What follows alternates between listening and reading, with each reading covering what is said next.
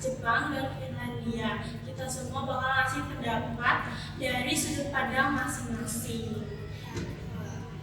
Oke, sebelumnya kita memperkenalkan diri terlebih dahulu. Nama saya Zonal Latifah dengan Nama saya Septi Ramadhani. Nama saya Anissa Dwi Pertiwi. Nama saya Desa Rizka Fitri.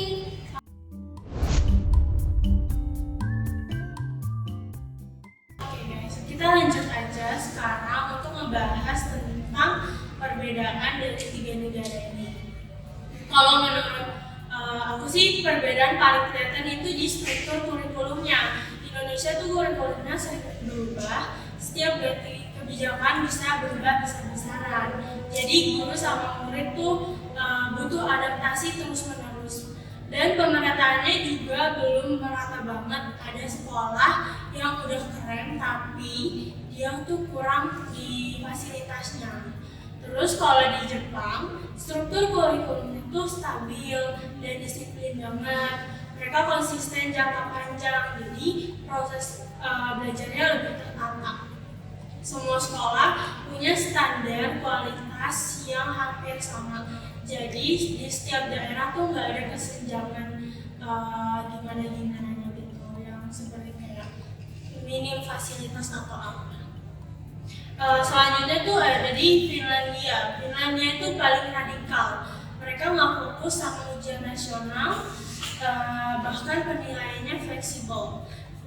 Kurikulumnya itu memprioritaskan minat siswa, kesejahteraan emosional, dan kreativitasnya. Pemerataan sekolahnya tuh bagus banget. Sekolah biasa aja kualitasnya udah setara dengan sekolah yang bagus di negara lain. Jadi menurut aku Indonesia bisa diambil poin pemerataan Finlandia dan konsistensi kurikulum dari Jepang.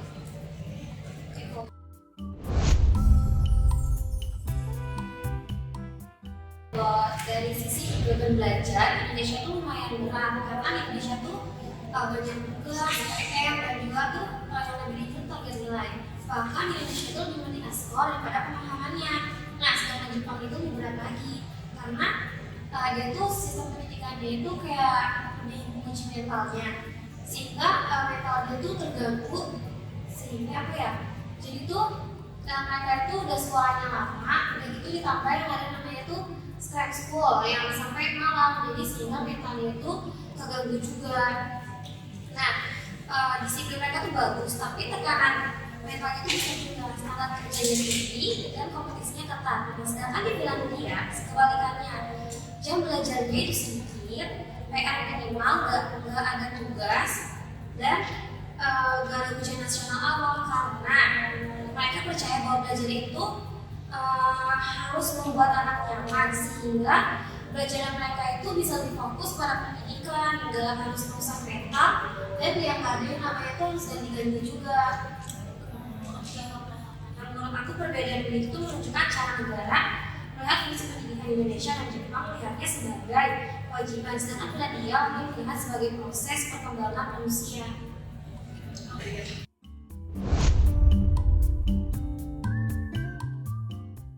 Kalau menurut aku sih kunci pendidikan itu ada di gurunya ya. Indonesia itu punya banyak guru yang berdedikasi, tapi beban administrasi mereka itu tinggi. Jadi waktu buat ngajar malah kepotong. Terus kualitas guru juga masih belum merata di antar daerah. Nah, kalau di Jepang profesi guru itu sangat dihormati. Jadi ada pelatihan yang rutin, terus evaluasi yang ketat, dan lingkungan kerja yang disiplin. Terus guru di Jepang itu punya kebiasaan kolaborasi yang tinggi. Mereka kayak diskusi bareng tentang metode ngajar.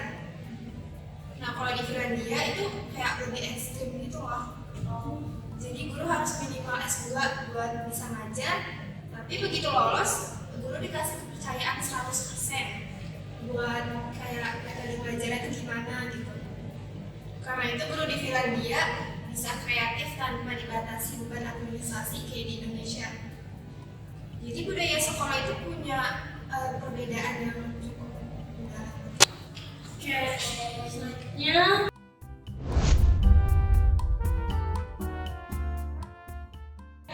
Kalau dari pandangan dari tiga negara itu filosofi pendidikan memiliki berbeda-beda. Seperti Indonesia, contohnya masih berorientasi pada standar nasional. Jadi nilai, kelulusan, dan indikatornya lebih fokus ke di sana. Sedangkan Jepang mempunyai filosofi bahwa pendidikan bukan hanya akademik saja, tetapi memiliki kedisiplinan, tanggung jawab, dan karakternya dibentuk. Mereka di sekolah diajarkan untuk bertanggung jawab, sedangkan filosofi Finlandia mempunyai bahwa anak itu harus berbanding. Tidak perlu dibanding-bandingkan, mereka percaya bahwa anak memiliki ritmenya sendiri dalam bertumbuh kembangnya. Mereka diajarkan seperti dihargai, merasa aman, dan tidak ditekankan untuk belajarnya.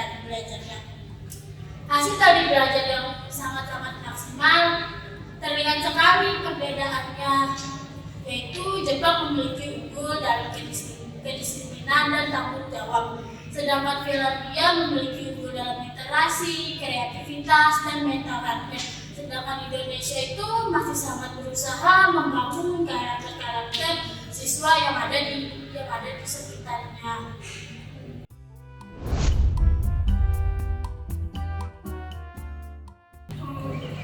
Jadi sebenarnya tuh ketiga negara ini mempunyai keunggulannya masing-masing.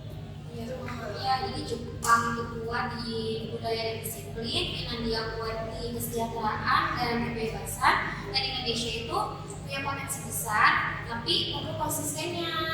Dan yang paling penting itu kualitas guru dan pemerataannya sih. Setuju banget teman-teman semua, dan semuanya kembali lagi ke filosofi pendidikan yang mereka atur di negaranya masing-masing seperti Jepang, Indonesia, dan Finlandia. Intinya, Indonesia bisa banget ngambil pelajaran dari negara-negara itu.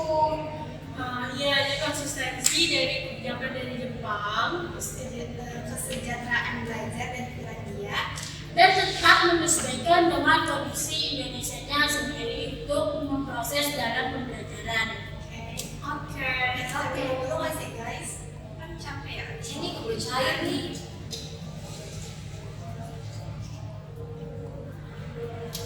Oke, terima kasih untuk pembahasan kita cukup sampai sini saja, dan terima kasih untuk kalian sudah memaparkan pendapat tentang perbandingan pendidikan.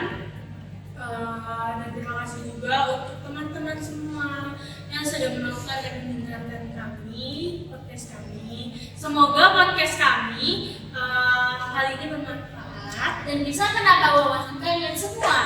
Serta sama-sama peduli tentang pendidikan. Juga membuka ruang diskusi baru tentang dunia pendidikan. Jangan lupa untuk kalian juga jaga kesehatan kalian, dan terima kasih semuanya. Bye bye. See you.